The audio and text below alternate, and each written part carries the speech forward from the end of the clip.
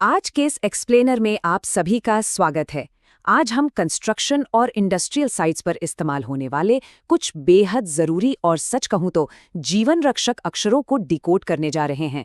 ये केवल कोई साधारण अक्षर नहीं है, बल्कि भारी उपकरणों के फेल होने और गंभीर दुर्घटनाओं को रोकने की असली चाबी है। हम बात कर रहे हैं WLL, SWL और MBL की। किसी भी सुरक्षित लिफ्टिंग ऑपरेशन के लिए इन शब्दों का सही मतलब समझना बिल्कुल अनिवार्य है। तो चलिए बिना किसी देरी के इस विषय की गहराई में चलते हैं। तो आज की इस चर्चा का हमारा फ्लो क्या रहेगा? हम 5 मुख्य बिंदु कवर करेंगे। 1. मुख्य लिफ्टिंग परिभाषाएं। 2. सुरक्षित भार की गणना। 3. रिगिंग विधियों का प्रभाव। 4. लिफ्टिंग का कोण और 5. उपकरण विफलता को कैसे रोकें। चलिए सबसे पहले शुरुआत करते हैं हमारी कोर लिफ्टिंग डेफिनेशन से। सबसे पहले आता है SWL यानी सेफ वर्किंग लोड। अब आसान भाषा में कहें तो यह वो अधिकतम वजन है जिसे सामान्य परिस्थितियों में एकदम सुरक्षित रूप से उठाया जा सकता है। यहाँ एक बहुत ही दिलचस्प और महत्वपूर्ण बात है जो आपको ध्यान रखनी चाहिए। SWL हमेशा उपकरण की असली क्षमता से कम होता है। क्यों? क्योंकि इसमें एक सेफ्टी फैक्टर पहले से ही जोड़ के रखा जाता है। ऐसा इसलिए करते हैं ताकि अगर अचानक कोई गड़बड़ हो जाए, जैसे हवा का तेज झोंका आ जाए या लोड अचानक हिल जाए, तो भी आपका उपकरण सुरक्षित रहे और टूटे नहीं। इसके बाद हम बात करते हैं WLL की, जिसका मतलब है वर्किंग लोड लिमिट। आपको बता दूं, इंडस्ट्री में आजकल ये शब्द सबसे ज्यादा चलन में है। ये सामान्य ऑपरेशन के दौरान अधिकतम स्वीकार्य भार को दर्शाता है। और सबसे बड़ी बात, दुनिया भर के बड़े बड़े सुरक्षा मानक जैसे कि OSHA, ASME B30 और BSEN सुरक्षित कार्यभार तय करने के लिए इसी पर सबसे ज्यादा भरोसा करते हैं। ये एक तरह से सुरक्षा का गोल्ड स्टैंडर्ड है। अब आपके मन में आ रहा होगा कि ये जानकारी काम के वक्त कहाँ मिलेगी?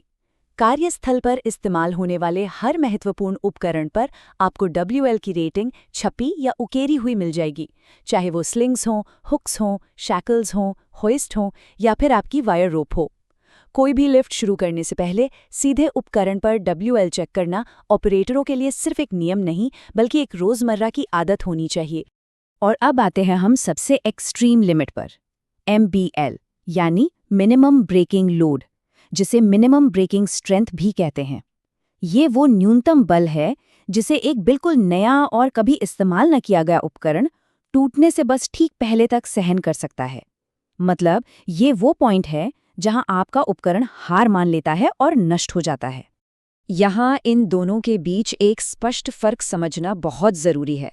WL और SWL वे सीमाएं हैं जिनका उपयोग आप दैनिक लिफ्टिंग कार्यों के लिए करते हैं, लेकिन MBL इसका उपयोग दैनिक काम में कभी भी किसी भी हाल में नहीं किया जाता है।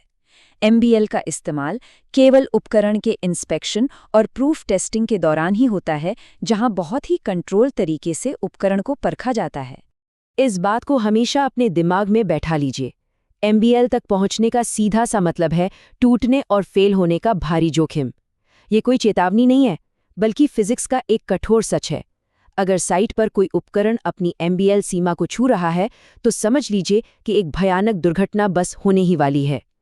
इस सीमा को पार करने के नतीजे इतने गंभीर होते हैं कि उन्हें किसी भी कीमत पर टाला जाना चाहिए। चलिए आगे बढ़ते हैं सुरक्षित भार की गणना की तरफ। देखते हैं कि टूटने की इन सैद्धांतिक सीमाओं को रोजमर्रा के काम के लिए कैसे बदला जाता है। 5:1 यानी 5:1 ये कोई ऐसा वैसा नंबर नहीं है। OSHA के अनुसार सामान्य लिफ्टिंग ऑपरेशंस के लिए यह एक बहुत ही क्रिटिकल सेफ्टी फैक्टर है। इसका सीधा सा अर्थ है कि उपकरण की जो टूटने की क्षमता है, सुरक्षित काम के लिए आपको उसका केवल 5वां हिस्सा ही उपयोग करना है। ये वो बहुत बड़ा बफर है जो असल में जान बचाता है। तो ये कैलकुलेशन करते कैसे हैं? इसके 3 बहुत ही आसान लेकिन बेहद जरूरी स्टेप्स हैं। पहला, उपकरण का मिनिमम ब्रेकिंग लोड या ब्रेकिंग स्ट्रेंथ पता लगाएं। दूसरा, सेफ्टी फैक्टर की पहचान करें, जो जैसा कि हमने देखा अक्सर 5 होता है। और तीसरा, बस उस ब्रेकिंग लोड को सेफ्टी फैक्टर से डिवाइड कर दें।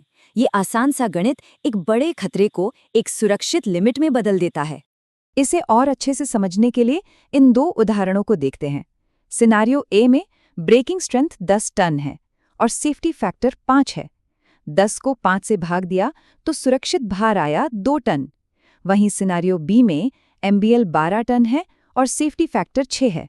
यहाँ भी 12 को 6 से भाग देने पर आपकी वर्किंग लोड लिमिट 2 टन ही आती है। आपने देखा, भले ही क्षमता और सेफ्टी फैक्टर अलग-अलग हों, फॉर्मूले का सही उपयोग हमेशा हमें एक सटीक और सुरक्षित सीमा तक ही ले जाता है। अब आते हैं रिगिंग विधियों के प्रभाव पर। देखिए, गणित समझना एक बात है, लेकिन सामान को बांधा कैसे जा रहा है, ये बिल्कुल ही अलग चुनौती है। यहाँ एक ऐसा नियम है जिसमें कोई छूट नहीं दी जा सकती। आपका लिफ्टिंग सेटअप किसी भी कारण से, किसी भी परिस्थिति में WLL की लिमिट को पार नहीं करना चाहिए। ये एक एकदम पक्का नियम है, क्योंकि इसी पर पूरी साइट की सुरक्षा टिकी होती है। अब जो बात सबसे ज़्यादा दिलचस्प है, वो ये कि आपके रिगिंग या हिच का तरीका आपकी लिफ्टिंग क्षमता को कितनी बुरी तरह बदल सकता है। वर्टिकल हिच में आपको पूरी 100% क्षमता मिलती है, लेकिन जैसे ही आप चोकर हिच का उपयोग करते हैं, वो क्षमता घटकर लगभग 80% रह जाती है। और बास्केट हिच का मामला तो और भी अलग है। वायर रोप के लिए ये 80% हो सकता है, लेकिन कुछ डिज़ाइन किए गए चेन स्लिंग्स के लिए ये 200% तक भी जा सकता है। तो समझे आप, केवल टैग पर लिखी क्षमता पढ़ लेना काफ़ी नहीं है, ये जानना भी उतना ही ज़रूरी है कि आप हिच कौन सा लगा रहे हैं। रिगिंग के बाद अब बात करते हैं एक और बेहद क्रिटिकल फैक्टर की, लिफ्टिंग का कोण। जब आप सामान उठाते हैं तो अलग-अलग कोणों जैसे कि 90 डिग्री, 60 डिग्री, 45 डिग्री और 30 डिग्री पर बड़ा असर पड़ता है। जैसे जैसे ये कोण बदलता है, लोड का वजन स्लिंग्स के पैरों पर बिल्कुल अलग-अलग तरीके से बंटने लगता है। ये सिर्फ कोई ज्यामिति का खेल नहीं है, ये भौतिक बलों का सीधा बदलाव है, जिसे आपको अपनी आंखों के सामने घटते हुए देखना होता है। तो यहाँ एक सीधा सा रूल याद रखिए, कोण जितना बड़ा होगा, उठाने की क्षमता उतनी ही कम हो जाएगी। साथ ही आपका लिफ्टिंग कोण 90 डिग्री के बराबर या उससे कम ही होना चाहिए। मुख्य बात जो हमें यहाँ समझनी है, वो ये है कि चौड़े लिफ्टिंग कोण सिस्टम की क्षमता को स्वाभाविक रूप से कमजोर कर देते हैं। एक सेफ लिफ्ट के लिए इस बात को समझना बहुत जरूरी है।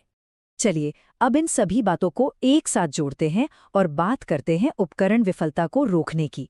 तो सुरक्षित लिफ्टिंग के कुछ मुख्य पिलर्स हैं जिन पर आपको हमेशा बाज जैसी नजर रखनी है। ये है रिगिंग का तरीका, लिफ्टिंग का कोण जो 90 डिग्री या उससे कम हो, स्लिंग्स के पैरों की संख्या और सबसे महत्वपूर्ण, आपके उपकरण की भौतिक स्थिति कैसी है। किसी भी लिफ्ट को शुरू करने से पहले इन 4 चीजों की लगातार निगरानी होनी चाहिए। इनमें से किसी एक को भी इग्नोर किया तो समझो पूरा सिस्टम खतरे में।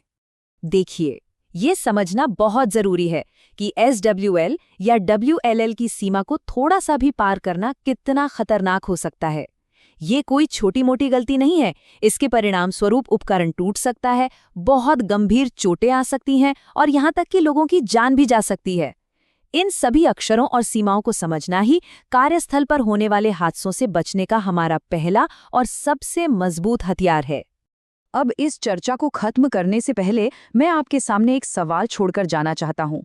जरा सोचिए, यदि रिगिंग के तरीके में एक साधारण सा बदलाव उपकरण की क्षमता को सीधा 20% तक कम कर सकता है, तो क्या अगली लिफ्ट के लिए की गई गणना वाकई में पूरी तरह सुरक्षित है? ये एक ऐसा सवाल है जो हमें बताता है कि लिफ्टिंग कोई एक बार का गणित नहीं है, बल्कि हर पल ध्यान देने का काम है। सुरक्षित रहें, सतर्क रहें और हर लिफ्ट से पहले इन नियमों को जरूर याद रखें।